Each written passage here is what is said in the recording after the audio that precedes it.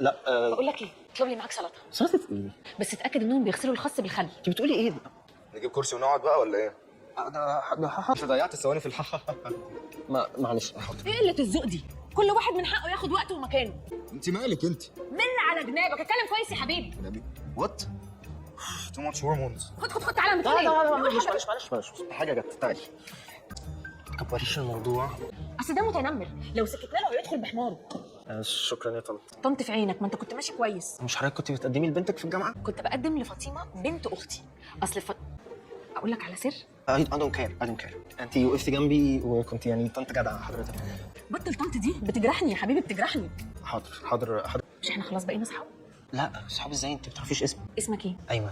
بصي يا ايمن، فاطمه بنت اختي عايشه بره، انا بقى عايشه خالتها. اوكي انت عايشه في دور خالتها. انا اسمي عايشه. عارف الاغنيه بتاعت الشاب خالد؟ عايشه. شاب خالد ده شاب معانا هنا في الجامعه. لا ده احنا بعيد قوي. صح يا ايمن، فاطمه بنت اختي عايشه بره ومقدمه في الجامعه، بس مش هينفع تيجي دلوقتي، فانا كخالتها اللذيذه بنقذ الموقف وعامله ان انا هي لحد ما هي تيجي. اوكي يا فاطمه. قولي بقى، وانا كل ما اشوفك الاقيك زعزوعه لوحدك كده؟ انت ما عندكش اصحاب؟ لا بس اعتقد من هنا ورايح يعني هعتبرك انت صحابي. استعدي. طيب بصي، الستايل القديم اللي انت عايشه فيه ده هيضيع مستقبلك انت وبنت اختك. قشطه عليك، ودي اتلغت. يا ايمان لا اتلغت. احلف. اتلغت.